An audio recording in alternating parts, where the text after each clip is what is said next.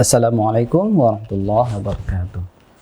Alhamdulillahirabbil alamin wa kafa wassalatu wassalamu ala sayyidinal Mustafa Muhammadin sallallahu alaihi wasallam. Amma ba'du. Sahabat Durmi yang dirahmati oleh Allah Subhanahu wa taala dimanapun antum berada, semoga hari-hari kita diberkahi oleh Allah, diberikan kesehatan, diberikan rasa cinta kepada Nabi Sayyidina Muhammad sallallahu alaihi wasallam. Adab yang kedua yang mesti terpenuhi oleh imam sekaligus makmum adalah mengenai memakmurkan masjid. Nah, yang menjadi pertanyaan, siapakah sebenarnya yang bertanggung jawab untuk memakmurkan masjid? Nah, sebetulnya sudah dijawab oleh ayat Al-Quran sendiri, surat Taubah ayat 18. Innama ya'muru masajidallahi man amana billahi wal yawmil akhir wa aqama as-salata wa ata az-zakata wa lam yakhsha illa Allah fa'asa ulaika ayyakunu minal muhtadin. Yang bersedia, yang memakmurkan masjid-masjid Allah itu adalah orang yang beriman kepada Allah, beriman kepada hari akhir, dan orang yang mau mengiqamahkan salat, mendirikan salat, tidak sekedar melakukan salat. Wa ataz zakah, menunaikan zakat, wa lam yakhsha illallah, dan orang yang kalbunya tidak ada khasyah melainkan kepada Allah saja. Jadi kalau orang yang dalam kalbunya ada khasyah kepada selain Allah, takut kehilangan dunia, maka orang itu tidak layak memakmurkan masjid, dan memang tidak akan ada spirit dalam kalbunya untuk memakmurkan masjid. Kenapa? Ada sebagian orang, sebagian masyarakat kita yang khawatir, kalau saya ke masjid nanti dagangan saya tinggal. Ini mumpung lagi ramai di toko saya. Ini waktu zuhur masuk, waktu asar mau masuk.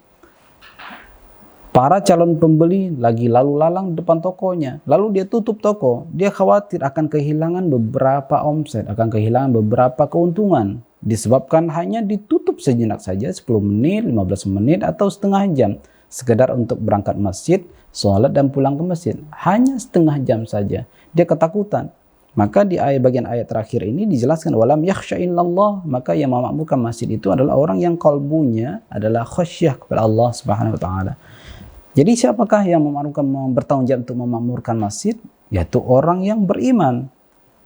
Beriman ini salah satunya diaplikasikan dengan spirit berjamaah, dan salah satu tempat berjamaah itu adalah masjid. Meskipun di rumah kita bisa sholat berjamaah.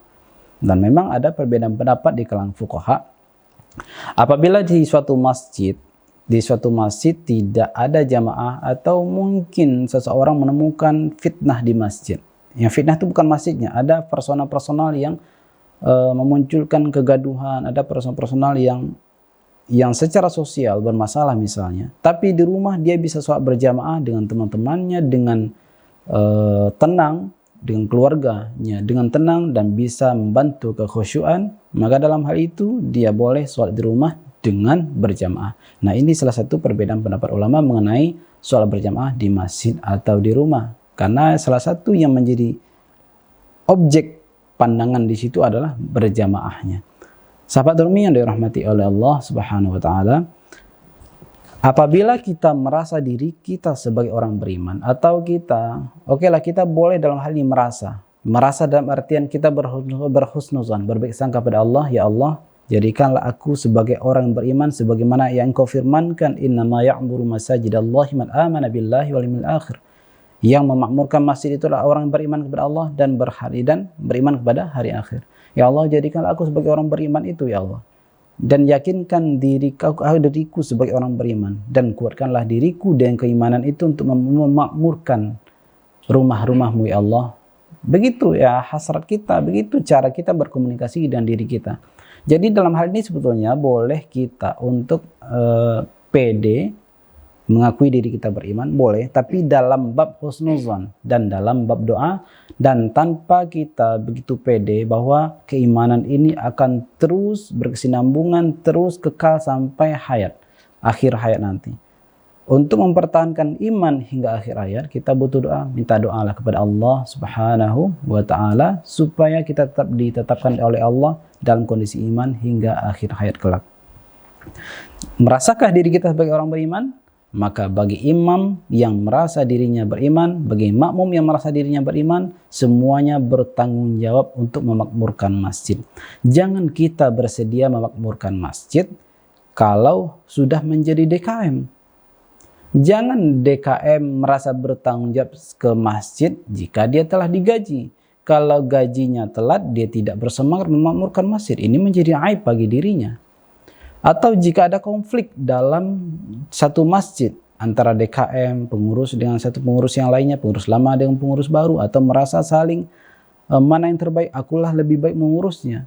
Itu jelas keimanan langsung tercabut dalam kalbunya. Karena iman berpantang dalam kalbu seorang bercampur dengan merasa lebih baik dari orang lain. Karena merasa lebih baik dari orang lain itu merupakan sifat iblis yang dengan itulah iblis itu Allah lemparkan dari surga.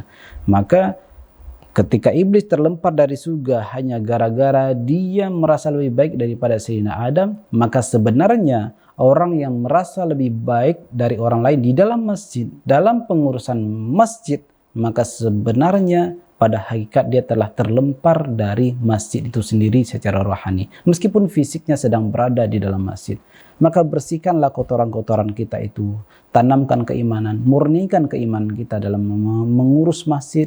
Ikhlaskan diri kita dalam mengurus masjid, maka jadilah kita orang yang layak mendapatkan gelar orang yang memakmurkan masjid Allah Subhanahu wa ta'ala. Karena orang yang kalbunya terikat dengan masjid itu masuk salah satu orang yang dinaungi oleh Allah Subhanahu wa ta'ala. Ada 7 orang yang dinaungi oleh Allah Subhanahu wa ta'ala. Sab'atun yazilluhumullahu fi zillihi yawmal la zilla illa zilluh. Ada 7 kelompok yang Allah akan menaungi mereka pada hari akhir nanti.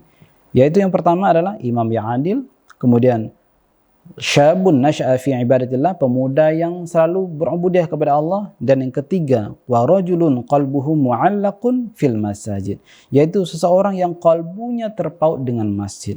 Jadi di masjid terpaut dirinya dengan masjid, bukan terpaut dengan namanya di masjid, bukan terpaut dengan kursinya di masjid, bukan terpaut dengan mimbarnya di masjid, bukan terpaut dengan jadwalnya di masjid, tapi kalbunya terpaut dengan masjid itu sendiri, karena masjid adalah salah satu syiar Allah Subhanahu wa ta'ala. Semoga jika kita menjadi orang yang beriman layak memakmurkan masjid Allah Subhanahu wa ta'ala. Wallahu ta'ala alam. Assalamualaikum warahmatullahi wabarakatuh.